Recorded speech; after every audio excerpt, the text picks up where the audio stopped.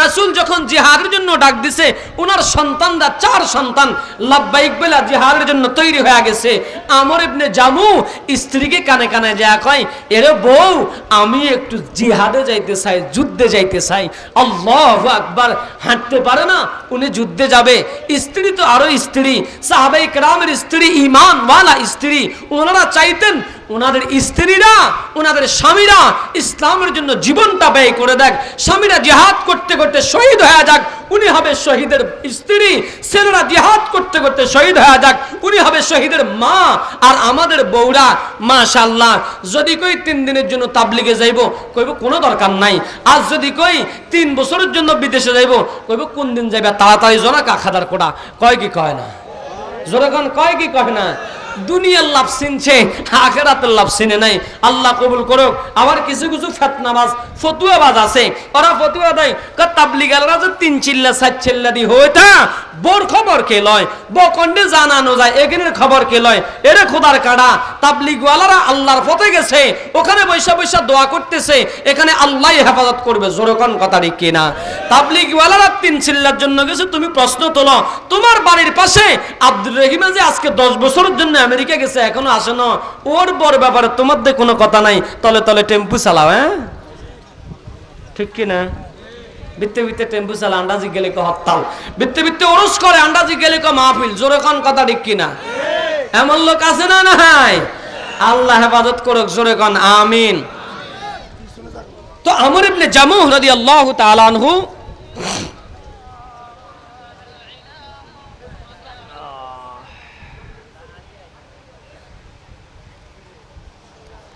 আমর ইবনে জামুহ রাদিয়াল্লাহু তাআলার স্ত্রী কয়, সেতাইতেছে, মানে যাতে করে তাড়াতাড়ি চলে যায় জিহাদে। সেতাইতেছে, ও বুড়িয়া একটু হারে না, লেঙ্গায় আড়ে, হেতে বলে জিহাদে যাইব। স্বামীর রাগ বাড়ছে না কমছে? স্ত্রীও চাইছে রাগ বাড়ক, আমার স্বামী তাড়াতাড়ি যুদ্ধে যাক।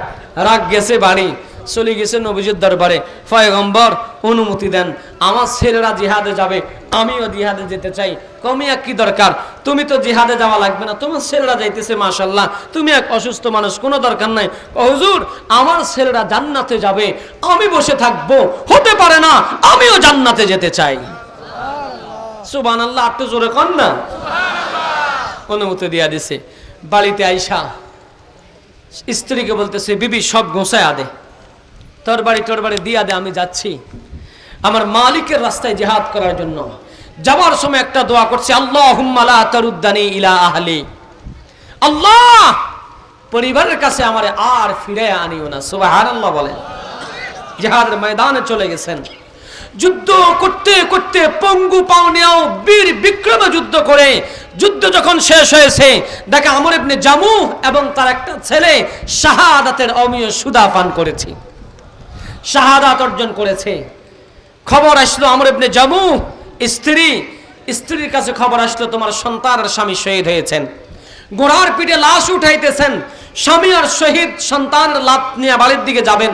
ছেলের লাশ উঠা ঘোড়াকে টান দিলে ঘোড়া যায়, স্বামীর লাশ উঠাইলে ঘোড়া আর যাইতে চায় না। ডান দিকে টান দেয় ঘোড়া যায় না, বামে টান দেয় ঘোড়া যায় না, অন্য যেদিকেই তাকায় টানে ঘোড়া যায়, কিন্তু বাড়ির দিকে নিতে চাইলে ঘোড়া আর যায় না। রাসূল করিম সাল্লাল্লাহু আলাইহি ওয়াসাল্লামের কাছে যায় বললেন, ইয়া রাসূলুল্লাহ, আমর ইবনে জামুহ লাশ নিতে চাই, কিন্তু বাড়ির দিকে টানলেও লাশ যেতে চায় না, ঘোড়া অন্য দিকে ঘুরাইলে যায়, কিন্তু বাড়ির দিকে ঘুরাইলে যায় না। পয়গম্বর জিজ্ঞাসা করে, ঘটনা কি? বাড়ির থেকে আসছে, কিছু বলে আসছে কিনা? বলে, হ্যাঁ পয়গম্বর, বাড়ির থেকে আসার সময় বলছে, আল্লাহুম্মা লা তারুদ্দানি ইলা আহলি, মালিক তোমার দ্বীনের কাজে যাচ্ছি, তোমার কালিমার পতাকা উড্ডীন করার জন্য যাচ্ছি, জমিনে ইসলামী হুকুমত প্রতিষ্ঠা করার জন্য যাচ্ছি, ঘরে আর ফিরে আনিও না। আমার রাসূল করিম বলেন, হ্যাঁ হ্যাঁ হ্যাঁ হ্যাঁ, আমর ইবনে জামুর এই কথা আমার মালিকের বড় পছন্দ হয়ে গেছে।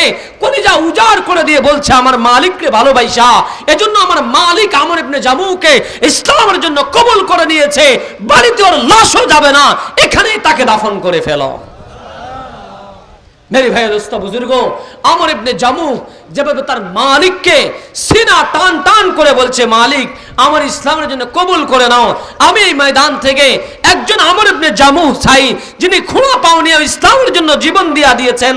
আমরা তো জীবন দিতেছি না ইসলামের জন্য, ইসলামের প্রতিষ্ঠানগুলো, রৌনকগুলো, মাদ্রাসা মসজিদগুলো সাজানোর জন্য আমরা কিছু অর্থ চাই। আমর ইবনে জামুহর মতো একজন জানবাজ লোক আমি এখানে চাই। বলো হুজুর আমি পঙ্গু, অর্থনৈতিকভাবে আমি পঙ্গু, আমার টাকা কম, এত টাকা আমার নাই, কিন্তু আমর ইবনে জামুহর মতো ঈমান আমার আছে। একজন ঈমানওয়ালা মানুষে আন্ডাচ্চার ভোটবিশের মানুষ চাই এই মাদ্রাসার জন্য, কোরআনের জন্য। যে কোরআনের জন্য আমর ইবনে জামুহরা জীবন দিয়ে দিয়েছেন, যে কোরআনের জন্য সাহাবায়ে কেরাম জীবন দিয়েছেন, যে কোরআনের বাণী জমিনে প্রতিষ্ঠা করার জন্য শহীদ আবু সাঈদরা জীবন দিয়েছেন, মুক্তরা জীবন দিয়েছেন, 5 আগস্ট স্বাধীনতা অর্জন করেছি।